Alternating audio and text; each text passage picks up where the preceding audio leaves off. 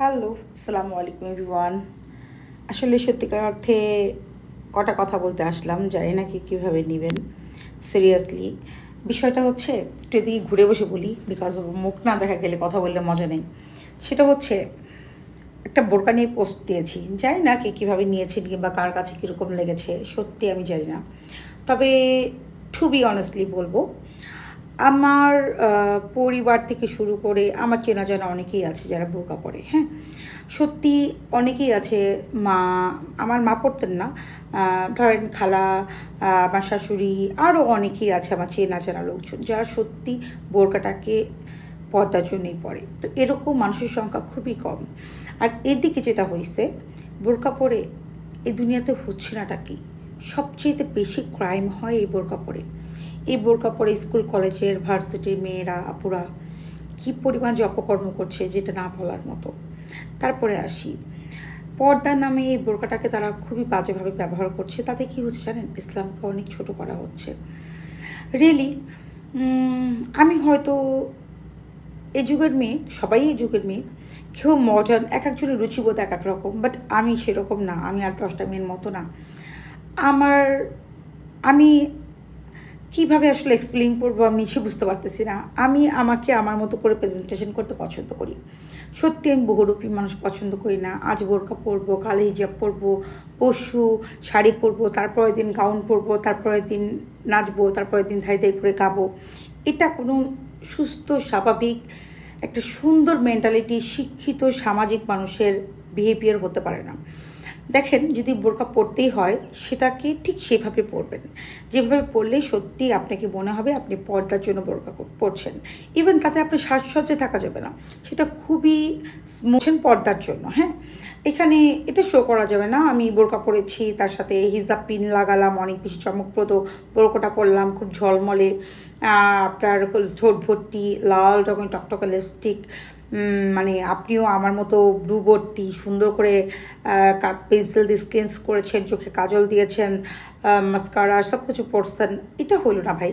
ভাই আমরা মডার্ন মানুষ, আমরা সবসময় মডার্নভাবে চলতে পছন্দ করি, আল্লাহর জন্য নামাজ কালাম পড়ি। যে দেখেন সারাটা মানে মাস জুড়ে সারাটা রাত জেগে আছি, এতগুলো ওষুধ খাচ্ছি, হসপিটালে যাচ্ছি প্রত্যেক সপ্তাহে সপ্তাহে, তারপরেও কিন্তু রাত জাগ বন্ধ নেই। আমিও তো মানুষ, তাই না? মহিলা মানুষ, বাসার কাজ থাকে কিছু না কিছু। তারপরে ফেসবুক প্ল্যাটফর্মে কাজ করাটা খুব একটা ইজি না, অনেক টাফ এবং হার্ড। যারা কাজ করেন তারা তো জানেনই, এবং কত পরিশ্রম করতে হয়। আমি তো কিছুই বুঝি না, একদম নতুন, চেষ্টা করে যাচ্ছি, অনেক ভুল ত্রুটি হচ্ছে, হোঁচট খাচ্ছি, তারপরেও আমি জানি উঠে দাঁড়াবো। যেহেতু পরিশ্রম করতে পারবো, সময় শ্রম সবই দিচ্ছি, ইনশাল্লাহ সফলতা একদিন আসবেই।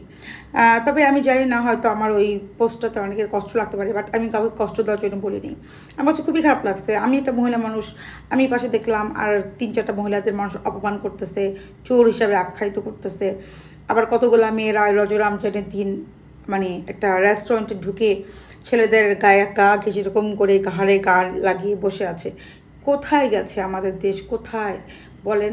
আর বোরকা পরছে, সাথে আবার সেই সাজও মারছে।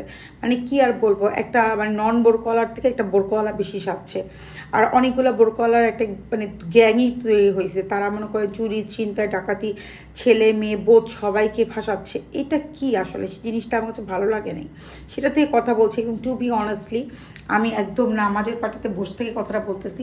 সারাটা রাত আমি এখানে বসে থাকি, নামাজ কালাম করি। আর আমার ইবাদত শুধুই আল্লাহর জন্য, এটা শো অফ করার জন্য না। আমি ইবাদত দান সাদকা যতটুকু করবো ততটুকু আমার আল্লাহর জন্য।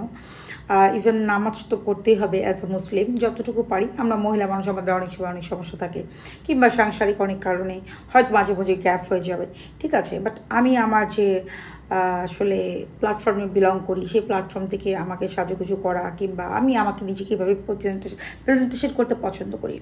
আর তাই বলে এই না যে আমার মাইন্ডটা ইসলামের বাইরে, এটা মোটেও না।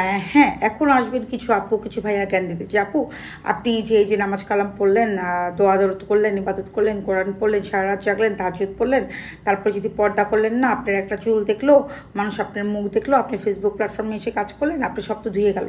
তাহলে আমি তাদেরকেই বলবো, আপনারা যারা পর্দা করছেন, পর্দা করেও মানুষের নামে গীবত করছেন, পর্দা করে যারা আপনারা খারাপ কাজ করছেন, তাদের কী হবে বলেন তো? আমি এই প্রশ্নটা আপনাদের কাছে রাখলাম। আর সবচেয়ে বড় কথা কি জানেন, আমাদের ইসলাম যেরকম অনেক ইজি, সেরকম অনেক হার্ড। আল্লাহ বলছে আপনার হৃদয়ে যদি একটা সরিষা বিন্দু পরিমাণ হিংসা থাকে তাহলে আপনি কখনোই জান্নাতে প্রবেশ করতে পারবেন না। তো সেদিক থেকে বলি, আমরা সুদ খাই না, ঘুষ খাই না, মিথ্যা কথা বলি না, চেষ্টা করি মিথ্যাকে অ্যাভয়েড করে চলতে, কখনো কাউকে ঠকাই না, মানুষের কোনো ক্ষতি করি না। আমি আমার মতো করে চলতে পছন্দ করি, আমার ভালো লাগাটাকে আমি প্রায়োরিটি দিই। আমার নিজের মতো, আমার নিজের মন যা বলে, আমার অন্তর আত্মা যা বলে সেটা আমি করি, এবং আমি আমার নিজের কাছে অনেক বেশি রয়্যাল থাকতে পছন্দ করি। এটাই আমি, আর আমি এভাবেই বাঁচতে চাই। আর যদি কখনো নিজেকে বদলে নিই, সেদিক থেকে একদম টোটালি বদলে নিব, বহুরূপী হয়ে থাকতে পারবো না।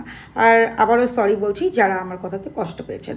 তবে কাউকে ছোট করার জন্য আমি কোনো কিছু বলি নেই, ওটা আসলে আমার কাছে অনেক উইয়ার্ড লাগছে, খারাপ লাগছে, তাই আমি জিনিসটা শেয়ার করছি। আপনারা একটু আপনাদের ঠান্ডা ব্রেনে ভেবে চিন্তে আমাকে জানাবেন। ফাইনালি আরও দুটো কথা বলতে আসলে আসলাম, সেটা হচ্ছে অনেকে না আমাকে নিয়ে অনেক বেশি ওয়ারিড, অনেক বেশি চিন্তিত, কেন আমি এরকম, কেন আমি সাজলাম। প্রথমত বলবো এটাই আমার প্রফেশন, ইভেন আমি অনেক আগে থেকে এই প্রফেশনে আছি, ইন ফিউচারে ইনশাল্লাহ আমি এই প্রফেশনেই থাকবো। ইভেন আল্লাহ যদি চান, আল্লাহ যদি আমাকে সুস্থ রাখেন, এবং আল্লাহর মর্জি, আল্লাহ যদি চান আমাকে আপনারা আরও বেশি আপডেটভাবে দেখতে পারবেন ইনশাল্লাহ। সেটা এই প্ল্যাটফর্ম থেকেই দেখতে পাবেন, মানে অবশ্যই হাতে ফোন তো সবার আছে, সবাই দেখতে পাবেন, সোজা কথা। তাই বলে এই নয় যে আমি আমার ধর্ম থেকে, আমার ইসলাম থেকে আমি সরে যাব। আমার নামাজ কালাম সব কিছু ইবাদত আমার আল্লাহর জন্য। দেখেন, আমি একটা ছোট্ট এক্সাম্পল দিই, যদিও আমি জানি দরকার নাই, আমি প্রয়োজন মনে করি না কাউকে জানানো, তারপরেও আজকে কথার প্রসঙ্গে কথাটা বললাম। আমার বাসায় এত এত আমার নিচের ছবি আছে, হ্যান্ড স্কেচ করা, কিংবা আমার ছোটোবেলার, আমার বাচ্চাদের, কিংবা আমার বিশেষ কোনো কোনো ডের মেমোরেবল ছবি আছে। সত্যি আমি কখনো সেগুলো রাখি না। এমন কোনো শোপিস কিনি না যেটা আসলে স্ট্যাচু হয়ে যাবে, এরকম কোনো কিছু আমি কখনো কিনি না। বাসার ড্রেস থেকে শুরু করে বিছানা চাদর, পর্দা, কুশন, কোনো কিছুর মধ্যে এমন কিছু রাখি না যেটার মধ্যে কোনো প্রাণীর ছবি আছে। সত্যি, টু বি অনেস্টলি বলছি। তো আমি আমার জায়গায় আমার নিজেকে ক্লিয়ার রাখার চেষ্টা করি, সত্যি বলার চেষ্টা করি, নিজের অন্তর আত্মার কাছে নিজেকে রয়্যাল রাখি, এবং নিজের মন যেটা বলে সেটাই করি, অপরের কোনো ক্ষতি করি না। হ্যাঁ, বলবেন পর্দা ছাড়া তো সব চলবে না, সেটা ডেফিনেশন অলরেডি দিয়ে দিয়েছি।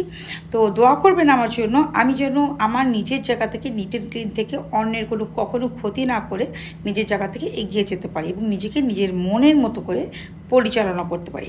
তাতে আমি এবং আমার পরিবারের 2-4 জন যারা মেম্বার আছে তারা আমার প্রতি প্রচুর ট্রাস্টেবল, এবং প্রচুর তাদের কি বলবো, মানে আমার প্রতি তাদের বিশ্বাস আছে যে আমাকে দ্বারা কখনো কোনো ক্ষতি হওয়া সম্ভব না, কারণ আমি এই ক্যাটাগরির মানুষই না।